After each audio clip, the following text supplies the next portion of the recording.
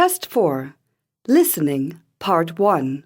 You will hear 30 short conversations or announcements. After each one, you will hear a question. There are 3 picture answers for each conversation or announcement. Choose the picture that best answers the question. Number 1. The journey by ferry takes 8 hours, doesn't it? Yes, normally it does. But we're taking the fast ferry, so it will take only 5 hours. That's 3 hours faster than usual. How long will their journey take?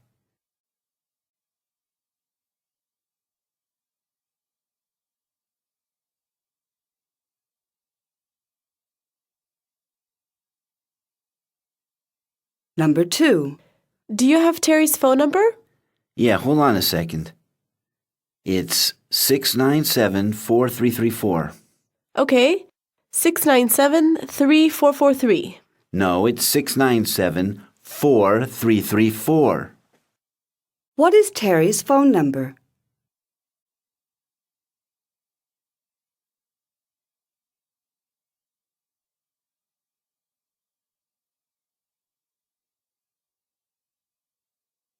Number 3. I think I'll get the shirt with the stripes. I don't like that polka dot one. It's nice, but it's very bright. Look at this plain one. It's much easier to match with all your clothes. Yes, you're right. That's the one I'll get. Which shirt does the man buy?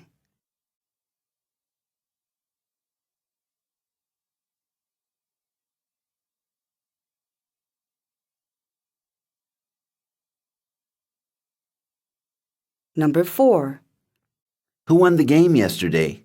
Well, Hamilton High was winning 80-76, but in the last 10 minutes, Aiken High scored 6 points and ended up winning. Which picture shows how the game ended?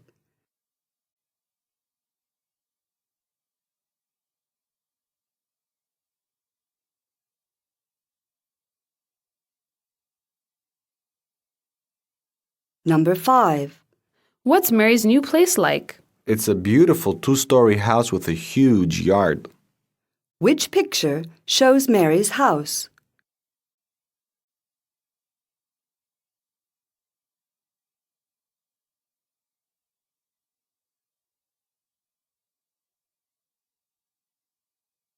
Number 6. What do I do if I want to use the printer? It's really easy. Just press the top button. And if it doesn't start printing after a few minutes, press the button right below it. Which button should the man press if he is having problems with printing?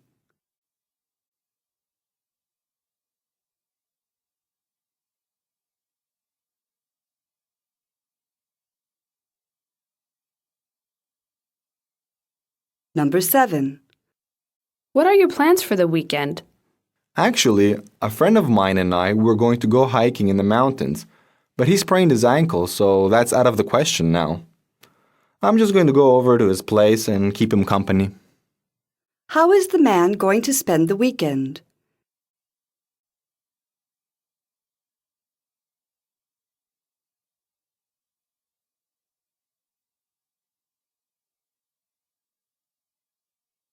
Number 8. Have you seen the new French teacher? Yes, I saw her this morning. Really?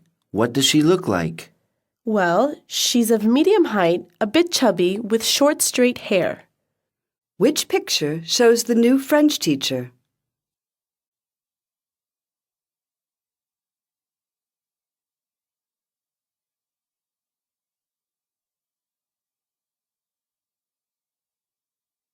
Number 9.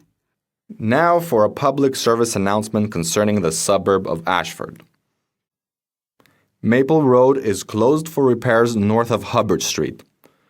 Drivers traveling north on Maple Road are advised to turn right into Hubbard Street and then left into Aspen.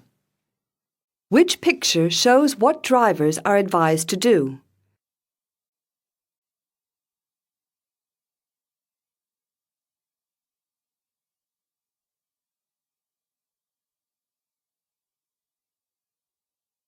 Number 10. Could you walk the dog when you get home this afternoon? Sure, but I'm going to the gym after work, so I'll be home a bit later than usual. What will the man do first?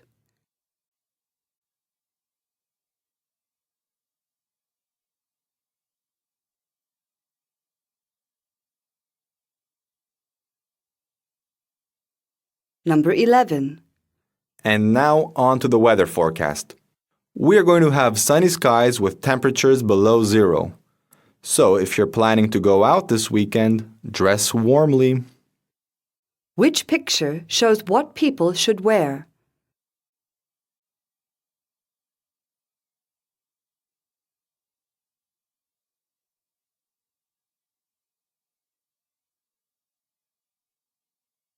Number 12. Was your history exam easy? Very. There were only 5 questions, and we had 2 whole hours to answer them. We started at 10, and I managed to finish within the first half hour. How long did it take the man to finish the history exam?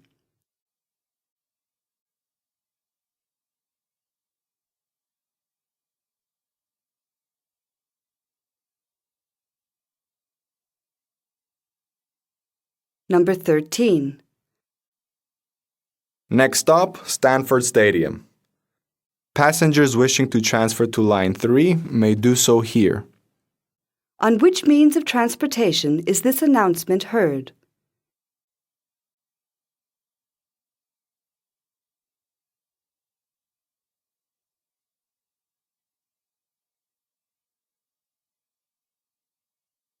Number 14. I'd like 2 tickets for the afternoon performance, please. 2 tickets for the afternoon performance. Here you are. That will be $50. Where does this conversation take place?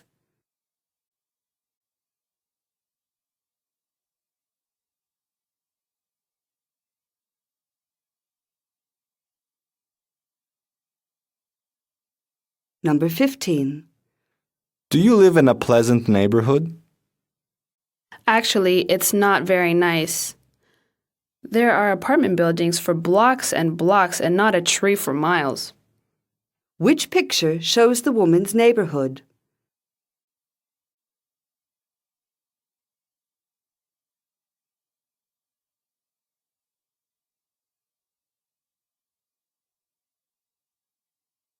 Number 16. Where's Rita? Has she left for school already? I'm not sure. She hasn't come down for breakfast yet. She must still be asleep. Where is Rita now?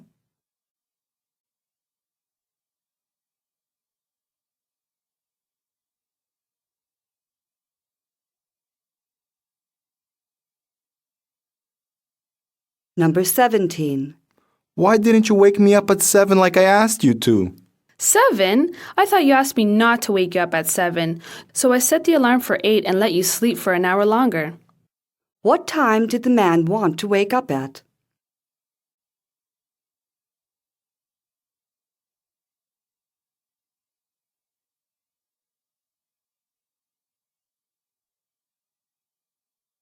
Number 18. Is this jacket with the belt yours? No, mine has a zipper down the front. Which jacket belongs to the man?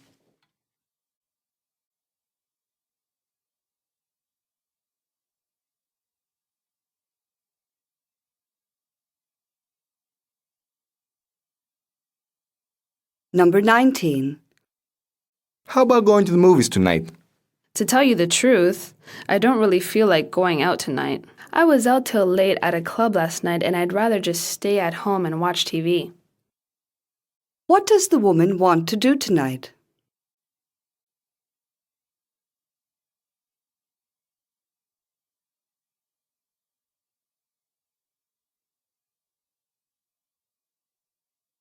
Number 20. Could you turn that down? I'm trying to talk on the phone. Is it too loud? Why didn't you say so? What is the woman complaining about?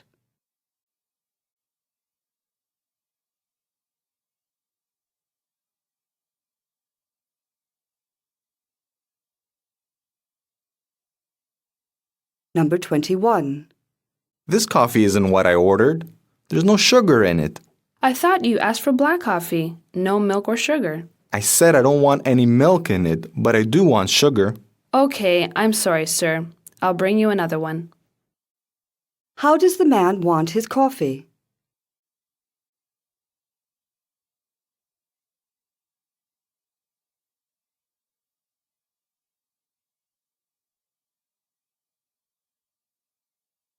Number 22. I'm going to start Spanish lessons at the community center. Why don't you come, too? I already speak Spanish, but what other languages are on offer? As far as I know, German, French, and Russian. Russian. I've always been fascinated by that language. I might just drop by the community center and find out more about the lessons. What language is the man interested in?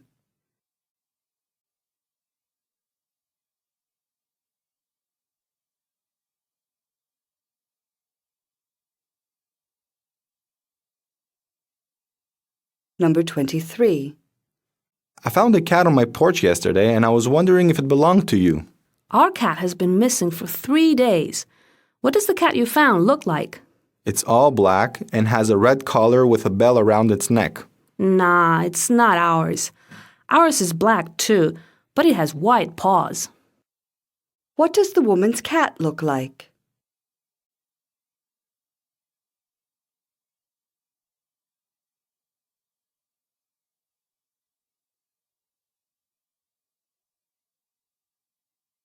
Number 24. Have you seen my car keys? I can't find them anywhere.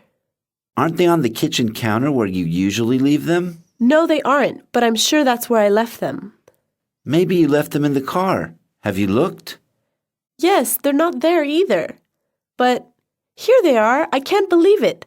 They've been in my pocket all this time. Where did the woman find her car keys?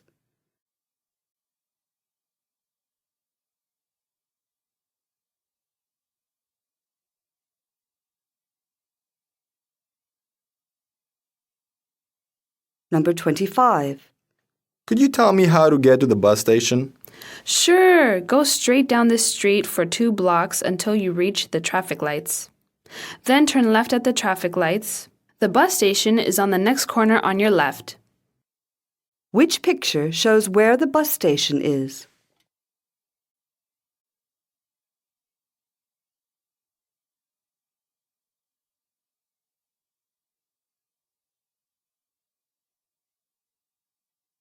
Number 26. I'm starving. Let's order a pizza. There is some turkey left over from Thanksgiving. Why don't we make some sandwiches instead? That's not a bad idea. Do we have any lettuce and mayonnaise too? What are they going to eat?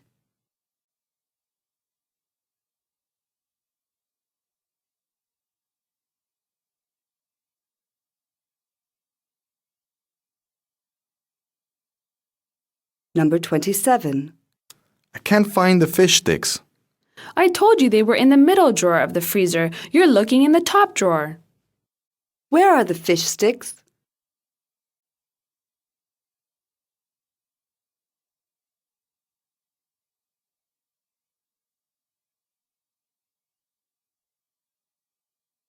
Number 28. When is Lisa's birthday? It's on the 27th. That's Wednesday, isn't it? No, it's Thursday, but she's going to wait and have her party on the weekend. When will Lisa have her birthday party?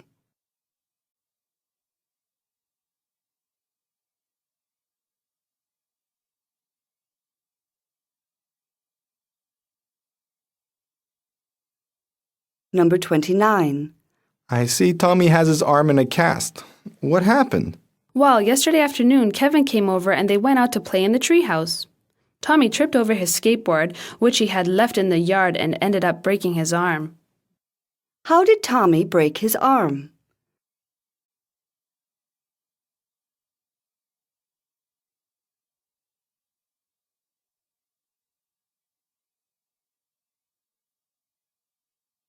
Number 30. Did you see the horror movie on TV last night? I hear it had some pretty frightening scenes. Yes, I did, but it wasn't scary at all.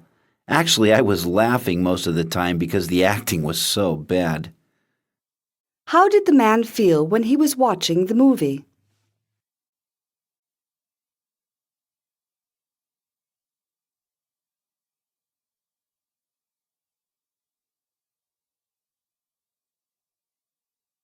End of listening part 1. Part 2.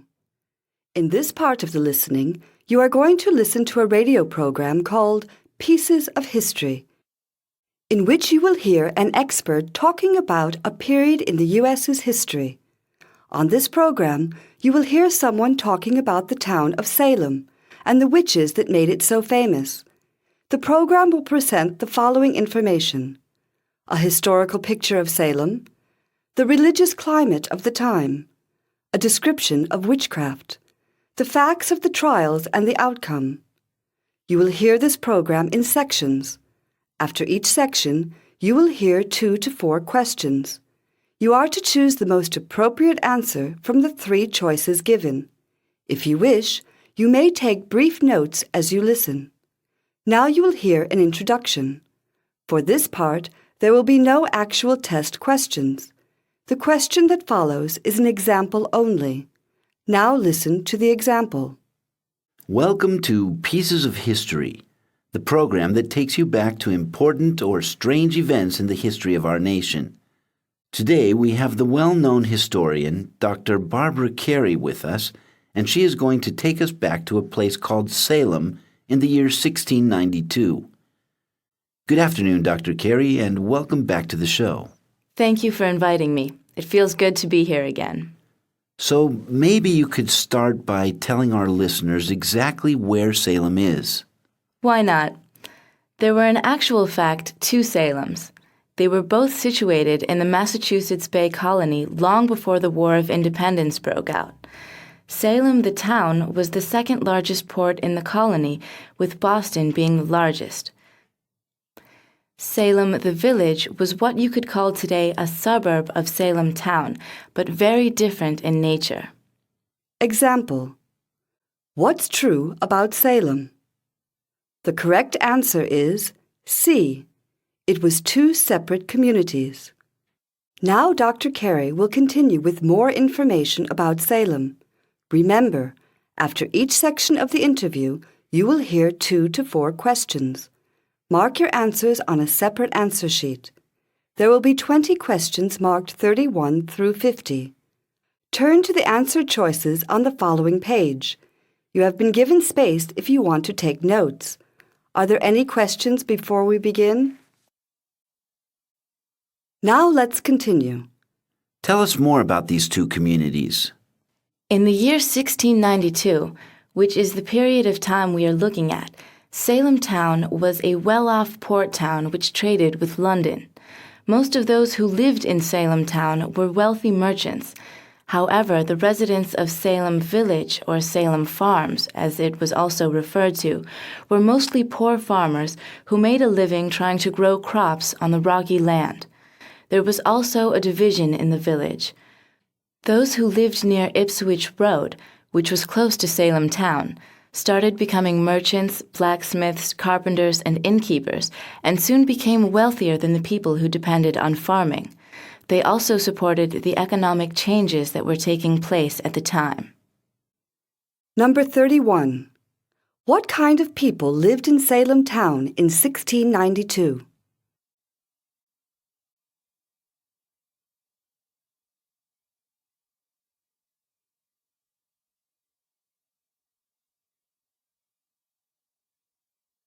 Number 32. Why were the people on Ipswich Road different from the rest of the people in Salem Village?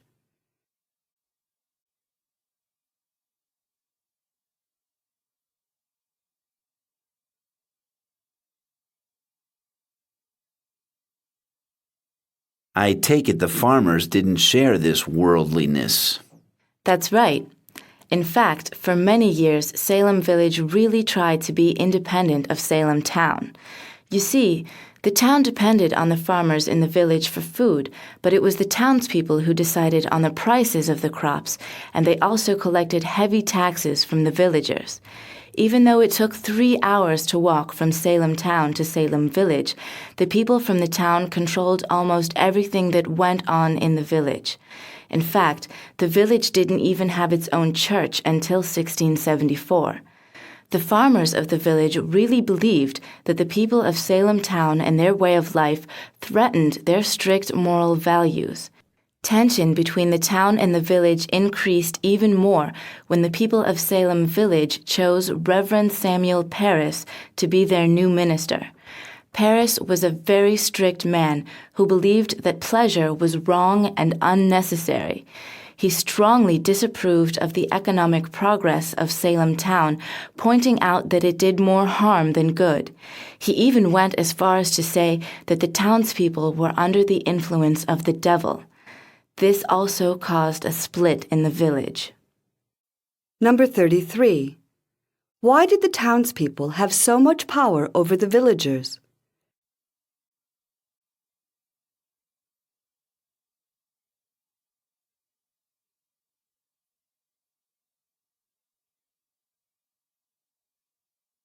Number 34. Why did Salem village not have a church until 1674?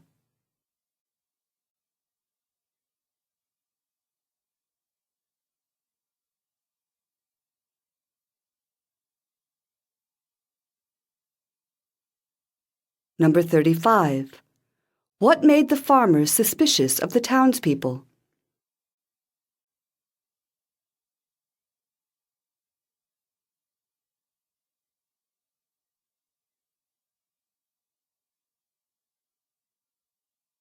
Number 36. What did the Reverend Parris believe?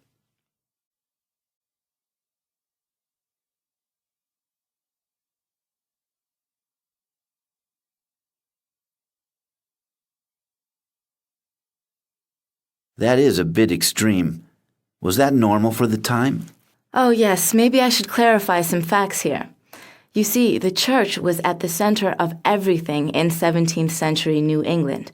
Most people in Massachusetts were Puritans who had left England looking for a place where their religious beliefs would be accepted. But the strict Puritan way of life was far from accepting of other people's beliefs and practices. It was against the law not to attend church, where men and women sat on opposite sides through very long services. People were expected to work hard and hide their true feelings.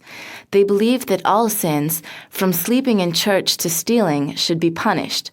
They also believed that people who didn't live by their rules would be punished by God.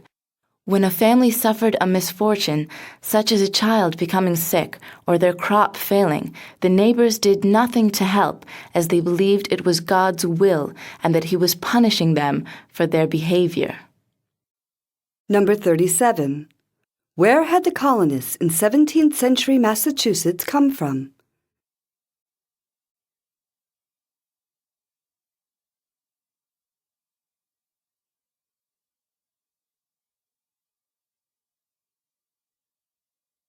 Number 38. Why did they come to Massachusetts?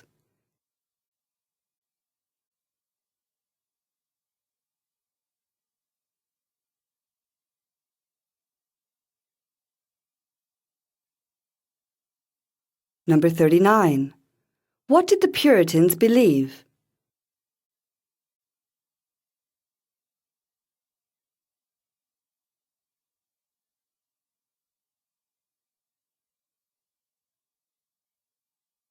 Number 40.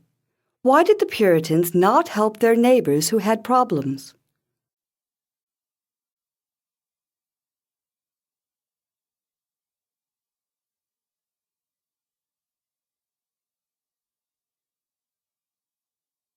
How did they feel about the devil? Oh, they believed that the devil was every bit as real as God, and that everyone had to struggle between the powers of good and evil. They also believed that the devil chose the weakest people, for example, women, children, or the insane, to carry out his work.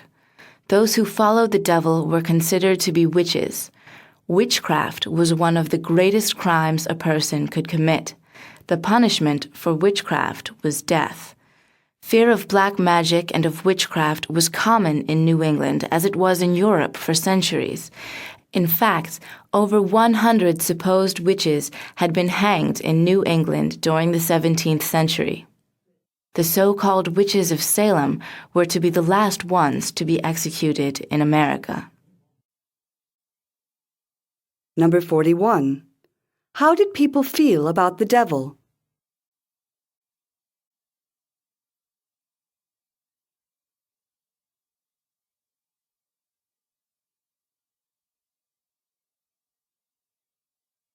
Number 42. Who did the devil choose as his servants?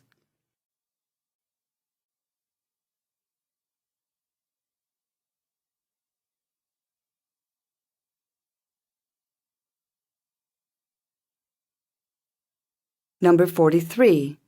Why are the witches of Salem remembered?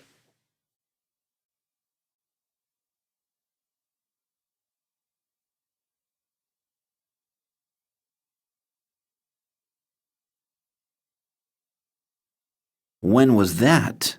That was in 1691. It all began when a group of adolescent girls in Salem Village started to behave strangely. This happened after they had been listening to a West Indian slave telling them strange stories. The girls most affected were Betty, the daughter of Reverend Paris, and her cousin Abigail Williams. The girls, when questioned, blamed 3 women for their strange behavior. They were Tituba, the slave, Sarah Good, a homeless beggar, and Sarah Osborne, who was a sick old woman. Funnily enough, none of the 3 were ever hanged. What followed was terrible. More and more young women started behaving strangely and accusing different people of practicing witchcraft on them.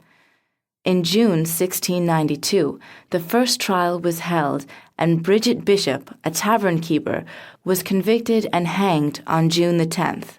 There were to be 3 more hanging days, on which 13 more women and 5 men were hanged. A 6th man who refused to stand trial was tortured to death. The whole awful mess was finally brought to an end by the Governor William Phipps in October 1692. He ordered a special court which stopped all executions and released more than 100 others who were awaiting trial. Number 44. Who was responsible for the girls' strange behavior?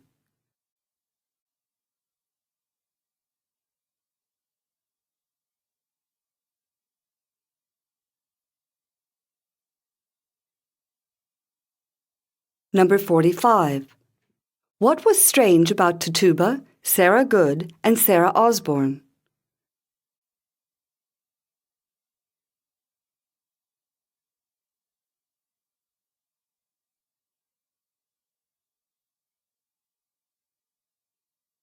Number 46. How many men were hanged in Salem?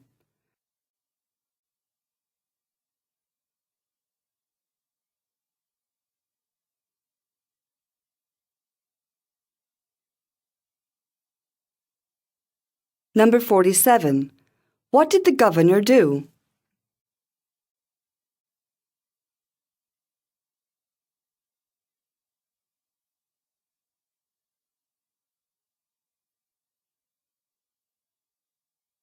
What happened afterwards? The court magistrate and jurors apologized to the victims' families, and they were also compensated. A day of remembrance was held when people fasted and prayed to honor and remember the victims.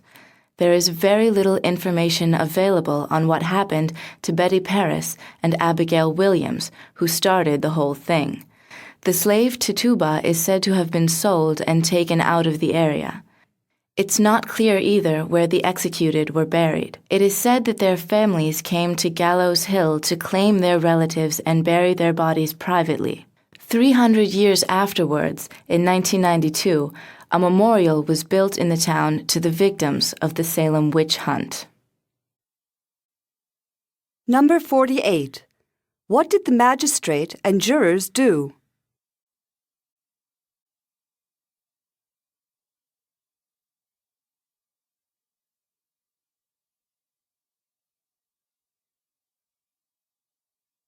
Number 49.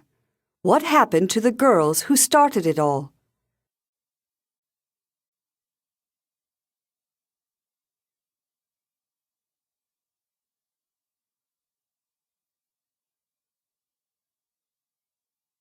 Number 50.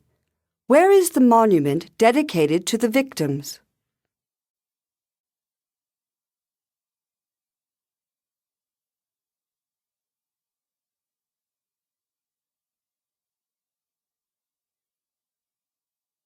End of listening part 2.